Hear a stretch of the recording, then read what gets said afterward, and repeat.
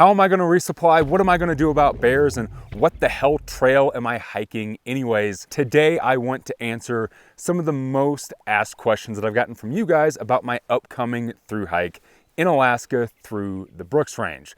I recently polled a bunch of people over on the community tab and on my Instagram account, finding out what do you guys want to know about this, I guess, mysterious hike that I'm about to shoot off and do up in Alaska. So I gathered them all, put them together into some categories, and I'm just going to answer them like a good old-fashioned Q&A. Is this a new trail, and how long is it? So what I'm doing up in Alaska is not a trail at all. Well, not a trail in the traditional sense like the Appalachian Trail or the Pacific Crest Trail.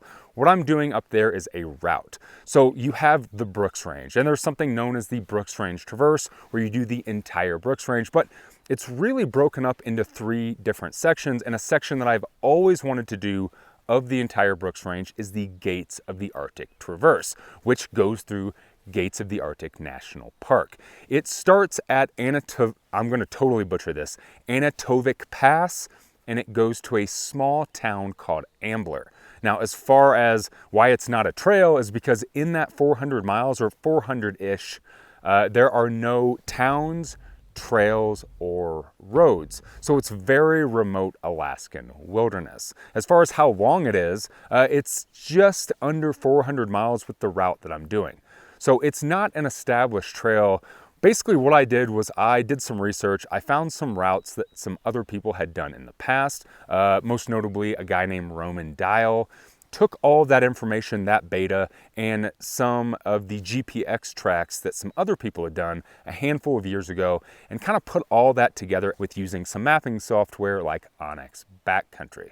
And really, I just kind of put the entire route together from other people's information, and then just kind of making a couple little adjustments along the way for myself. But as far as like resupplying and stuff like that, we're gonna have to do it in a little bit of a different strategy and pick food up along the way, resupplying ourselves with either a bush plane or some food drops that we're gonna put down ourselves. Now, I'm doing this hike with 2 of my good friends, my buddy Juice and my buddy Jonathan.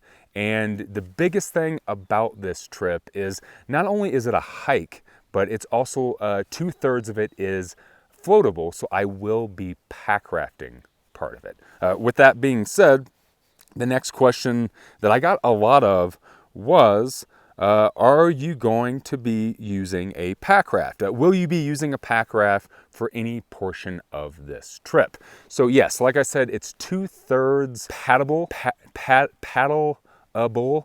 So yes, we will be carrying a pack raft. As you guys know, if you've been following the channel, over the last year, I've really gotten into pack rafting. So that's why this hike in particular was so appealing to me, because not only can I backpack and hike through the Alaskan wilderness, but I can use something like a boat. Now, I'll be carrying a alpaca caribou raft that is decked. And what that means is it has a deck going around the top of it that uses a skirt so I can keep water out. We're expecting the water to be somewhat chilly. Now, we're gonna be up there in July, but the water should still be kind of chilly just from all the snow runoff and stuff. On top of that, I'll be carrying a PFD, or a personal flotation device. Some people call it a life jacket. And I will also be carrying a paddle. So a 4-piece paddle that I've been using for a while now, but all of that gear will be included with my traditional backpacking gear and a ton of food. All right, the next question I got is one that a lot of people have asked me, and that is, what are you bringing for bear protection? Just bear spray? A lot of people are asking me if I was going to be bringing a gun. So up in Alaska, you know, there are a ton of grizzly bear up there, not to mention wolves, right? I'm going to be in true Alaskan wilderness. Obviously, I'll be taking bear protection for my food with something like an Ursack. It's called an Atotech bag. And then some of our food drops will be put in big bear barrels out in the middle of the wilderness. And I'll also be carrying bear spray like I've done in the past when I did the Continental Divide Trail. But the whole question of bringing a gun has kind of been up in the air. One of the guys that I'm hiking with has talked about bringing a small handgun just in case, because we will be out in very remote wilderness.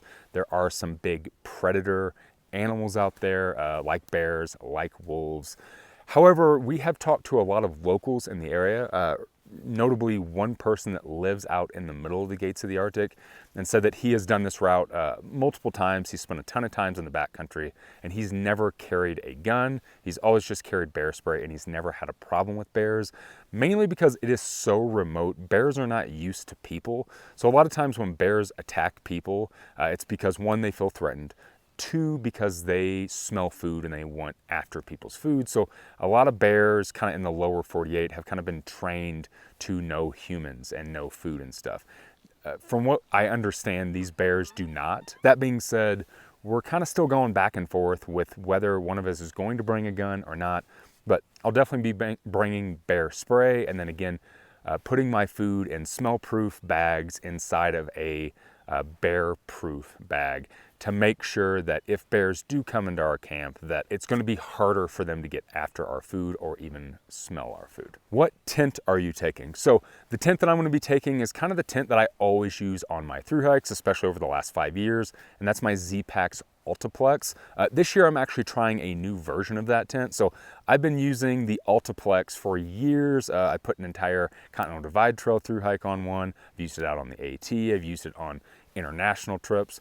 But this last year, or maybe a year ago, maybe 2 years ago, Z-Packs came out with a version of it called the Ultiplex Lite, where they basically put a little bit of a thinner floor on it, shaved off a couple of things and brought the weight down. For me, it's less about the weight, it's more about how small it packs, because we're gonna be carrying so much gear with a pack raft, paddle, PFD, like up to 6-7 days worth of food at a time. I wanted to have as minimal and lightweight kit as I possibly could as far as my typical backpacking gear, which is why I chose to do the Ultiplex like that. And I've been in so many different conditions and so many different environments with the Ultiplex tent. I know it's tried and true. I know that I can easily set it up and it protects me against bugs, rain, and everything. So the Z-Packs Ultiplex Lite tent is the tent that I'm going to be taking for Alaska. Will you be fishing? Yes. So I'm going to be taking a Tenkara rod, and then the other guys I'm going to be hiking with are also going to be taking a Tenkara rod. I've heard mixed things. I've heard that there's, people fished every single day and didn't really catch a fish up there. And I've heard of people catching a ton of fish up there. But just for fun, just because we're going to have such long days being in Alaska and it being light outside for so long, and because we're going to be on the rivers, I have decided to bring a Tenkara rod just for fun, just to be able to cast it out and see what I can catch, basically. If we catch fish, that's awesome. It'll add to our typical food resupply. If not, it was just fun to sit there and take our time and quote unquote smell the roses, or I guess smell the fish. All right, this is a big one, but I got a lot of questions about this. How are you resupplying? Bush plane drops? Can you share not just the map of the route, but the map of the proximity to villages or roads? So like I said, in this 300 to 400 miles, there are no roads, there are no villages, there are no trails. We're very much going to be out in remote wilderness. There is one place in the entire 400 miles that we're going to come across, and it's a lodge. There is a guide that actually owns this lodge. He does a bunch of different guiding trips up in the Brooks Range, especially in the gates of the Arctic. We've actually contacted that person to help us with our food drops. So I'm actually at the end of this week about to mail off all of my food, except for what I'm going to start with, up to his lodge. And then he's going to have food at his lodge, which should be about 6 or 7 days in for us. So that's where we'll get our first resupply. Our second resupply, we're actually going to be able to pick up from a bush plane drop. So the guy that owns the lodge does a ton of different guiding up there, and he's out on trips anyways, flying people into certain remote spots. So he's going to be flying us in a drop and putting it in a bear barrel. The third resupply that we're going to be doing is actually going to be dropped off by ourselves. So when we pick up this sounds really confusing, when we pick up our first resupply, we'll be carrying out our first and our third, then we'll be stopping at a point, hiking it in about 20 miles, dropping it off in some bear-proof containers, hiking back, and then doing the rest of the route up into that point. So there's a point that's kind of a loop that kind of goes out and back. And I did all of that with using Onyx. And Onyx is the sponsor of today's video. Onyx is a big sponsor of my channel and has been an awesome supporter and Not to mention they're also going to be supporting this trip up in Alaska. Actually, if you guys want to get Onyx backcountry, check out my link down below for 20% off of Onyx. It is an incredible piece of software. Honestly, I couldn't have done this route or mapped any of this stuff out without them. All the information that I found were really basic GPX tracks, and there wasn't a lot of information about actual mileage, elevation, all of that. So Onyx really allowed me to be able to take all of that information and start routing it out and figuring out what I'm actually going to be doing as far as logistics, how many miles I will be able to hike a day, how many miles I'm going to be on the river, the elevation gain and loss. So that way we could figure out how much food that we needed in these certain spots and what we didn't need. So Onyx has been a huge help, and I highly suggest checking it out. Now, as far as food resupplies, I think our biggest resupplies are going to be about 6 days. So from the start until that lodge, that's a 6-day stretch. And then the final one that we're caching ourselves all the way to the end, that is another 6 days. So a lot of logistics went into this, but I think that's the thing that I'm the most excited for, is kind of all this little extra planning and all the stuff that we put together to do this trip. That being said, the last question that I have, what are your biggest concerns and excitements with this Alaska hike that are different from other hikes? So like I said, one of the biggest excitements for me about doing this trip is just how different it is than any other hike that I've done. Whether it's world travel, whether it's doing a big expedition like for a mountaineering trip, a long distance through hike here in the US, a bike packing trip.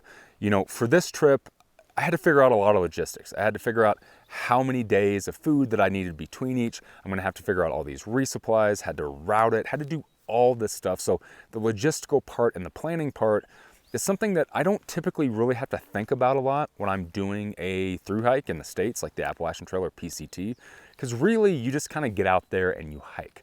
But with this, there was a lot of planning that went into it. And just that whole process has been very fun for me, because it's not something that I typically do. I just kind of wing it. And for this trip, I definitely can't wing it because obviously there are much higher stakes being in very remote wilderness. The other super excitement for me is being able to do a through hike, but do it in a different way. So like I said, not only am I going to be hiking and backpacking, but I'll also be floating in a boat, or paddling, I guess I should say. Probably not as much floating. I'll probably be doing more paddling than anything. But being able to carry a mode of transportation through the backcountry to get through certain sections is super exciting to me. And then just overall excitement of being in the Alaskan wilderness. It's, you know, out of all the through hiking I've done in the States, out of all the different states that I've walked through, that I've bike packed through, national parks that I've lived in out of my van, Alaska is one of those places I've never been. I've never spent any time in the backcountry, and I don't really know anything about aside from my research. So being able to be up there in true remote wilderness for like 3 weeks is super exciting to me. As far as concerns, I don't really have a ton of concerns. I think if I had to have one, maybe it's bears. Maybe it's bears. But even at that, I've dealt with bears. I've been in grizzly country. I've had to deal with carrying bear spray. I know what to do. I know what not to do. It's a good thing that we have a group of 3, because larger groups tend to scare off bears more, especially making a lot of noise. But I don't know. I guess aside from that, I don't really have any concerns. I'm just super excited and super jacked to get up there and have this grand adventure in the Alaskan wilderness. And I'm super excited to share all of that with you guys, because I do plan on kind of completely vlogging this entire trip and doing kind of like my old through hiking vlogs that I used to do here on the channel when I did the PCT, when I did the Arizona Trail, and kind of break it up into episodic videos and share it. Probably a little more of kind of like a short film style with more narration and stuff. I really just want to show and capture the beauty of Alaska. So overall, I'm definitely more excited than I have concerns, and I just can't wait to get up there. All right, guys, thanks so much for all the awesome questions. I'm gonna be making some great videos coming up. I'm gonna be doing a full resupply video, actually showing you guys my full resupply and what I'm gonna be carrying. And then I'm gonna be doing a how I pack my pack video, showing you guys how I'm actually gonna pack all this crap into my pack that I'll be carrying for 19 days in the Alaskan wilderness.